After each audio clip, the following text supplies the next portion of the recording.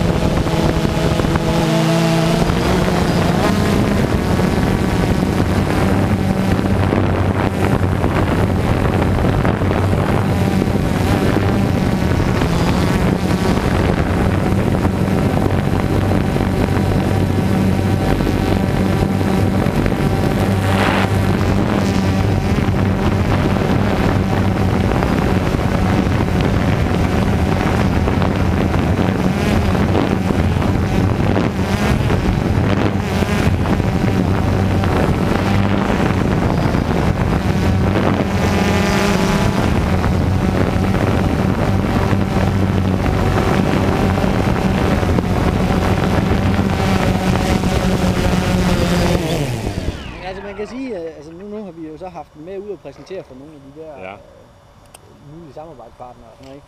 Og man kan jo godt lige trække lidt på spilveren, når man lige smider den op på bordet, ikke? Altså sådan og skal til at forklare om den, og ligesom når I kommer også, og sådan, ikke? Altså, fordi det er jo, altså der ligner jo et eller andet, man har købt ned i BR jo også, egentlig, altså. Men på den anden side, den kan jo lave opgaven jo, altså, ikke også? Så der er jo ingen grund til at lave den på 6 kilo, hvis det er, man kan lave den på 1,5. Nej. Så... Hvad, I har en hjemmeside, kan jeg se? Ja, der skal jeg velkommen til. Altså, der ligger jo en del forskellige. Ja, der kigger jeg lige ned også. Og der ligger også nogle konverterede filer herudefra. Okay, Altså ja. billeder jo også. Også hvor det har været rigtig godt vejr. Men de filer, du har optaget her, dem vil vi jo gerne have på en eller anden måde at bruge enten i